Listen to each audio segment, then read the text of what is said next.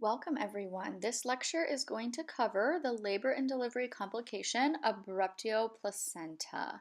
We will go over all the anatomy and physiology, the different classifications of abruptio placenta, and of course, assessment, interventions, and education that you need to know for the NCLEX. Let's jump right in with our anatomy. Okay, so starting at the bottom, you of course see the cervix of the mother, you can see the fetus resting in the amniotic sac, and then the wall of the womb or the uterus all around the fetus. Okay, up at the top, that pink portion you see is the placenta, but you see over on the left, it has come detached from the wall of the womb. And this is quite simply what an abruption is. The placenta has come away from the wall of the womb. This is very dangerous. It is an utmost medical emergency, and you need to know the priority nursing interventions for an abruption. We do have a couple different types of abruptions. They both cause massive amounts of painful bleeding. If you've already watched our placenta previa lecture, you know that placenta previa presents with painless bright red bleeding. The major difference with the abruption, as far as signs and symptoms go, is that this bleeding is painful and it's massive amounts. Okay, now the two different types that we can have are incomplete or complete. An incomplete placental abruption is when there is only partial separation of the placenta. So that placenta has become detached from the wall of the uterus, but not all the way. There's still parts of the placenta attached to the uterus. It causes massive amounts of internal bleeding, and the blood starts to back up behind the placenta. This can actually be even more dangerous because some of this bleeding is hidden. So the wall of the mother's abdomen might start to become really rigid and board-like due to all that blood building up behind the placenta. The second type of abruptio placenta is a complete abruption. This occurs when the placenta completely detaches from the wall of the uterus. It is going to cause massive external bleeding and, of course, be very, very painful.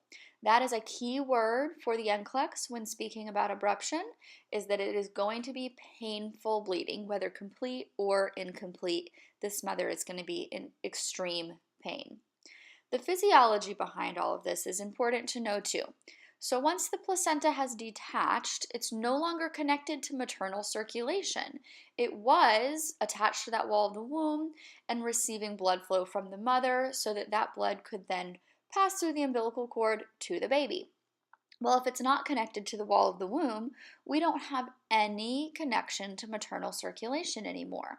So this means there's no more perfusion from mom to baby. Anytime we say there's no perfusion, that is a bad thing. No perfusion means no oxygen. No perfusion means no nutrients. This baby is going to be in immediate distress. They can't breathe in utero, and they're not receiving any oxygen from the mother.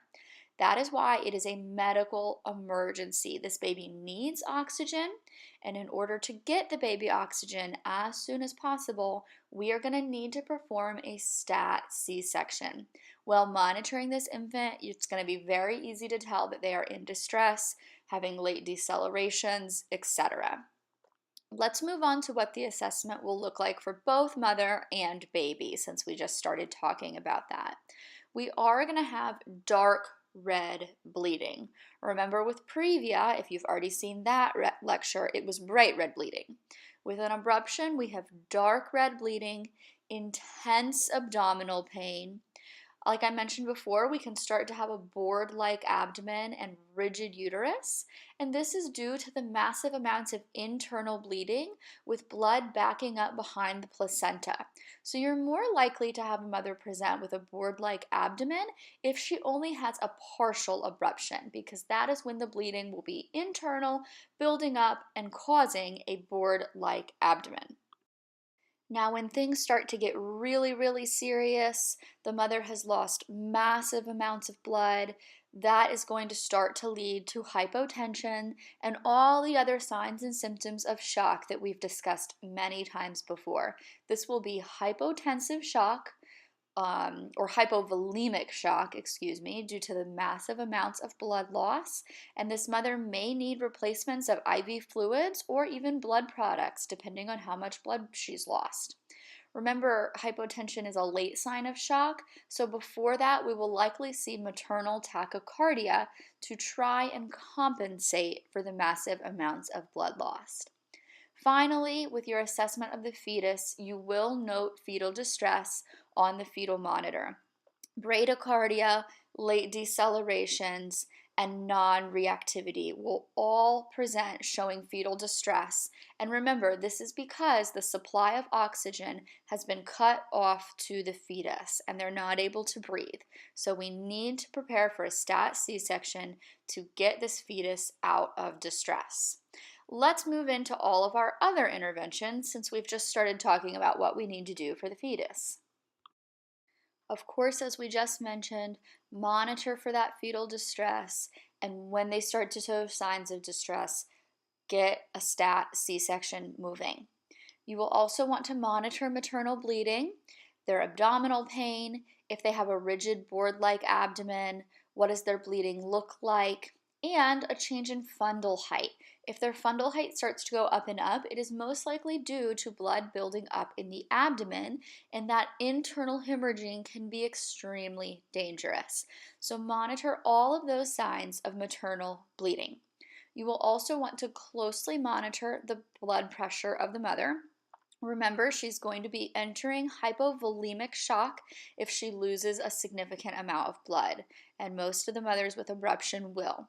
So you need to keep her blood pressure up with IV fluids and or blood products depending on what the provider orders.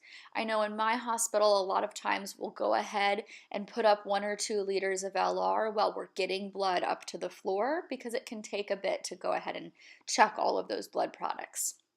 And finally, and probably the most important intervention, is to prepare for delivery. You want to go ahead and start getting that mother prepped for a stat C-section.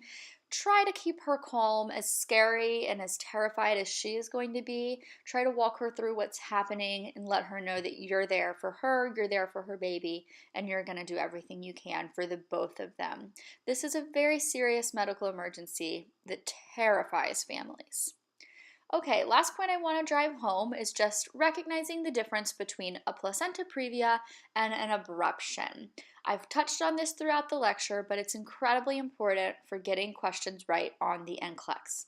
With a previa, your key word is painless bleeding. Remember, this is when the placenta is covering the cervix of the mother.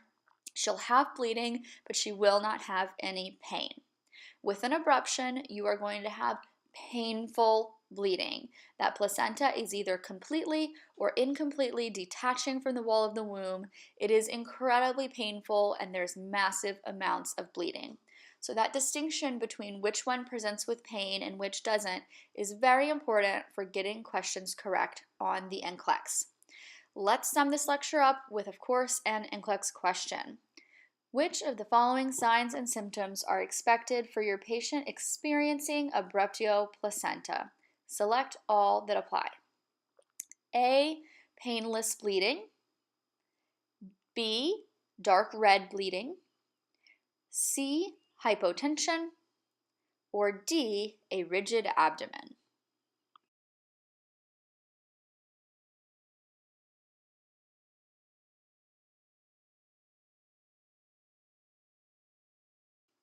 Okay, hopefully everyone got that one. The answers were B, C, and D. Your only incorrect answer was A. As I've tried to drive home in this lecture, painless bleeding is not a sign of abruptio placenta. It is a sign of placenta previa, where the placenta is covering part of the cervix and causing painless bleeding. In abruptio placenta, the placenta separates from the wall of the womb, causing massive amounts of painful bleeding. So that painful and painless differential between previa and abrupto is very, very important. B, C, and D were all correct signs and symptoms for an abruption. B was massive amounts of dark red bleeding. Remember, this is a prominent sign of abruptio placenta because the placenta is separating from the wall of the uterus and causing massive amounts of dark red bleeding. C is also correct. Hypotension is a sign of abruptio placenta. This is obviously due to the massive amounts of bleeding, which causes hypovolemia and is necessary to treat with either IV fluids and or blood products to keep the blood pressure up. D was your last correct answer. A rigid board-like abdomen is a sign of abruptio placenta due to internal blood loss and blood building up behind the placenta. This internal hemorrhaging is just as dangerous as massive external hemorrhaging. The mother is still losing blood, becoming hypotensive, and the baby is not receiving oxygen. Okay, that's everything you need to know about the medical emergency abruptio placenta. Let us know if you have any questions, and good luck studying.